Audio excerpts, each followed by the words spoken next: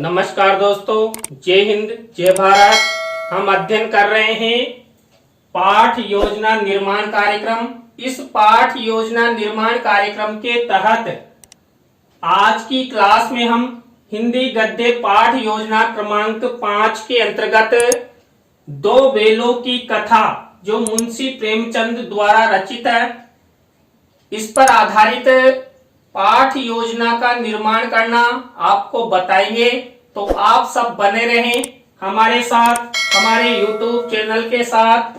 और यदि आप हमारे YouTube चैनल पर पहली बार आए हैं तो हमारे YouTube चैनल को सब्सक्राइब करें और पास ही बने बेल आइकन के बटन को जरूर दबा देवे, जिससे हमारे द्वारा जब भी कोई न्यू पाठ योजना अपलोड की जाती है या लाइव क्लास चलाई जाती है तो उनके नोटिफिकेशन आपको मिल सके और आप अच्छा अधिगम करते हुए पाठ योजना निर्माण करना आपको आए।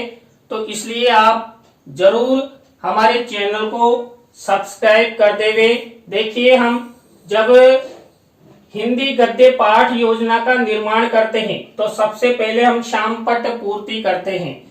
शामपट पूर्ति के अंतर्गत वही कक्षा, दिनांक, विषय, विधा, कालांश, समय और बीच सेंटर में हमारा प्रकरण लिखते हैं। हमेशा प्रकरण अंडरलाइन रहता है, इन्वर्टेड कॉमाज में बंद किया जाता है। तो शामपट पूर्ति के बाद हम बनाते हैं उद्देश्य, विशिष्टीकरण और अपेक्षित व्यवहारगत परिवर्तन। देखिए, यहाँ पर जो दो बेलों की कथा, इस प्रकरण से संबंधित उद्देश्य बनाए गए हैं। उनकी के आधार पर विशिष्टीकरण और अपेक्षित व्यवहारगत परिवर्तन भी बनाए गए हैं। तो यहाँ पर पहला उद्देश्य है ज्ञानात्मक। अब ज्ञानात्मक से संबंधित ये विशिष्टीकरण है और ये अपेक्षित व्यवहारगत परिवर्तन है। इसी तरह देखिए, अवबोधात्मक से संबंधित ये विशिष्टीकरण, ये अपेक्षित व्यवहारगत परिवर्तन। ये हमारे थर्ड नंबर का उद्देश्य। देखिए, अभिव्यक्त्यात्मक से संबंधित ये विशिष्टीकरण और ये अपेक्षित व्यवहारगत परिवर्तन। इसी तरह देखिए, कौशलात्मक से संबंधित ये विशिष्टीकरण और ये अपेक्षित व्यवहारगत परिवर्तन। आपको भी इसी तरह उद्देश्य, विशिष्टीकरण और अपेक्षित व्यवहारगत परिवर्तन बनाना है। इसके बाद 5वें नंबर का अभिरुच्यात्मक से संबंधित ये विशिष्टीकरण और ये अपेक्षित व्यवहारगत परिवर्तन।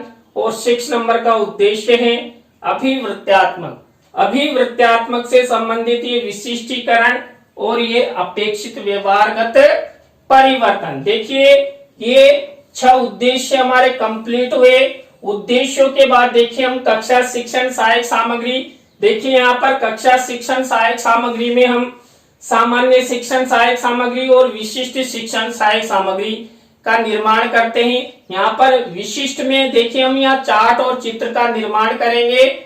इसके बाद देखिए, छात्र मुंशी प्रेमचंद द्वारा रचित दो बेलों की कथा के बारे में सामान्य जानकारी रखते हैं। ये हमारा पूर्व ज्ञान हो गया। देखिए, यहाँ तक हमने क्या क्या किया। हमने सबसे पहले शामपट पूर्ति का निर्माण किया। शामपट पूर्ति के बाद हमने उद्देश्य निर्माण किए। उद्देश्यों के आधार पर हमने विशिष्टीकरण और अपेक्षित व्यवहारगत परिवर्तन का निर्माण किया। और कक्षा शिक्षण सहायक सामग्री और पूर्व ज्ञान। अब हमारी मुख्य पाठ योजना शुरू होती है, जो होती है प्रस्तावना के प्रश्नों से। देखिए, प्रस्तावना के प्रश्नों में मैंने आपको पहले भी बता दिया है, 3 से 5 प्रश्न लेते हैं। प्रश्नों में तारतम्यता होती है, अंतिम प्रश्न समस्यात्मक होता है।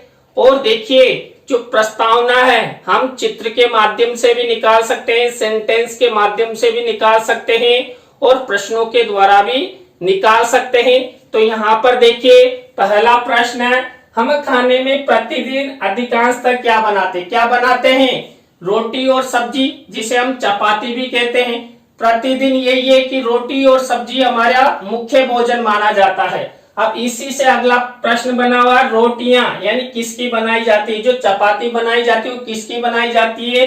अनाज की बनाई जाती है। अनाजों में देखिए दालें आ जाती है, गेहूं आ जाता है। अब विविध प्रकार का गेहूं है, बाजरा है, तो ज्वार है।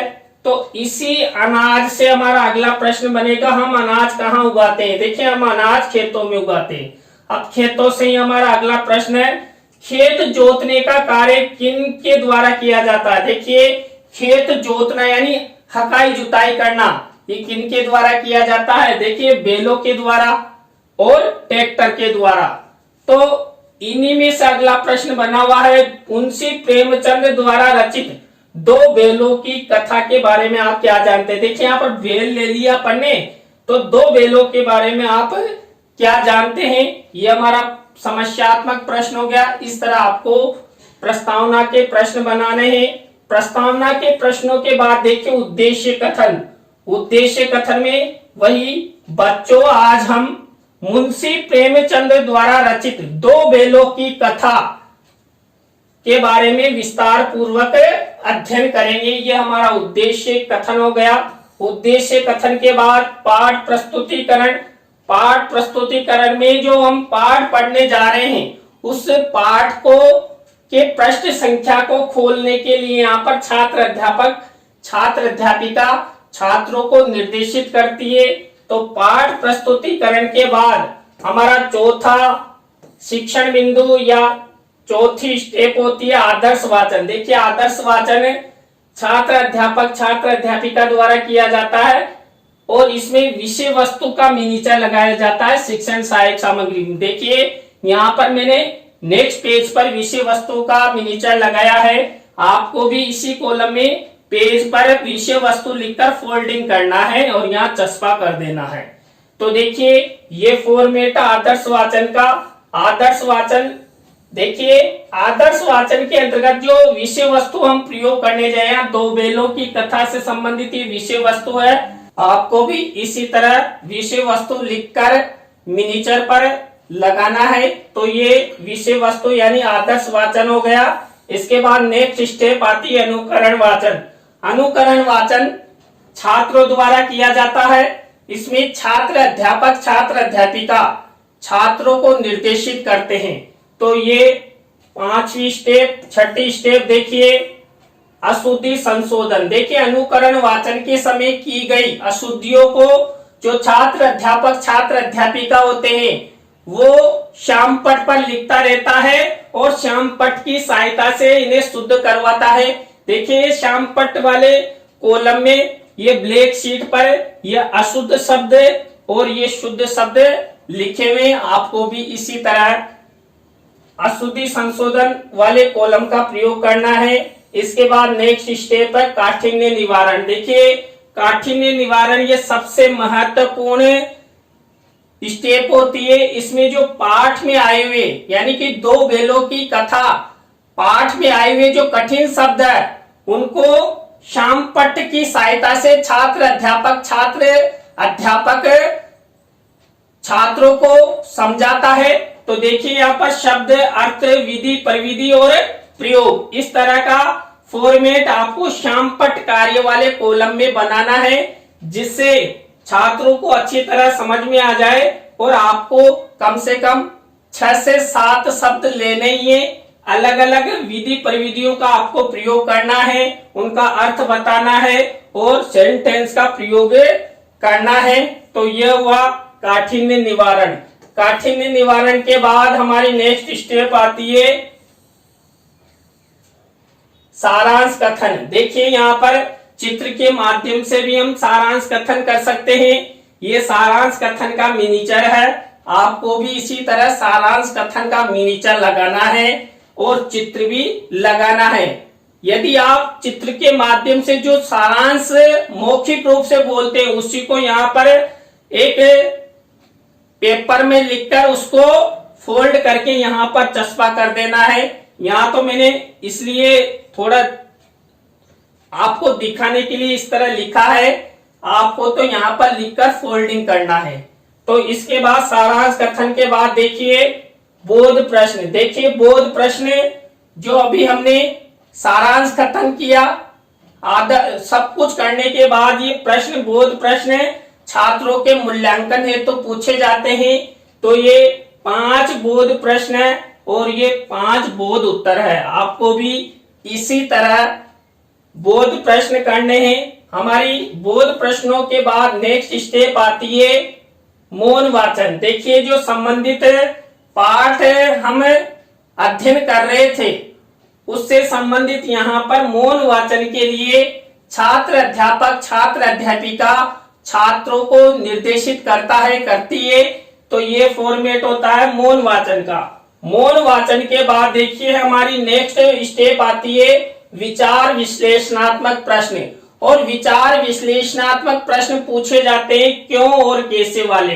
देखिए यहाँ पर क्यों और कैसे वाले प्रश्न है। यहाँ लघुत्रात्मक अति लघुत्रात्मक प्रश्न नहीं पूछे जाते, कम से कम 2 पंक्तियों से संबंधित प्रश्न होने चाहिए। क्यों और कैसों का उत्तर थोड़ा बड़ा आता है, ये विचार विश्लेषणात्मक प्रश्न कहलाते हैं। तो ये हमारी विचार विश्लेषणात्मक स्टेप के बाद हमारी नेक्स्ट स्टेप आती है गृह कार्य। देखिए, गृह कार्य में मैंने आपको बता ही दिया है कि हम 3 तरह के प्रश्न पूछते हैं। वस्तुनिष्ठ प्रश्न, रिक्त स्थानों से संबंधित प्रश्न, सत्य असत्य से संबंधित प्रश्न और लघुत्रात्मक अति लघुत्रात्मक से संबंधित। तो यहाँ पर 2-2 प्रश्नों का प्रयोग किया गया है। और यहाँ पर विशेष ध्यान रखना, आपको उत्तर नहीं लिखना है। उत्तर हम कक्षा में जब प्रस्तुतिकरण करते हैं उस समय लिखते हैं। तो यहाँ पर आपको ब्लैक शीट का निर्माण करते हुए सिल्वर कलर के पेन से ये मूल्यांकन प्रश्न आपकी पाठ योजना डायरी में बनाना है। अंतिम स्टेप होती है हमारी गृह कार्य। वही यहाँ पर निबंधात्मक प्रश्न छात्रों को होमवर्क के लिए दिया जाता है और यही फॉर्मेट रहता है। तो देखिए, आज की क्लास में हमने जो मुंशी प्रेमचंद द्वारा रचित जो 2 बेलों की कथा प्रकरण के बारे में पाठ योजना आपको बताई। आपको पाठ योजना कैसी लगी? नई पाठ योजना के साथ हम आपसे फिर मिलेंगे CDRK Saini BEd classes YouTube channel पर। तो जय हिंद, जय भारत, राम राम सा।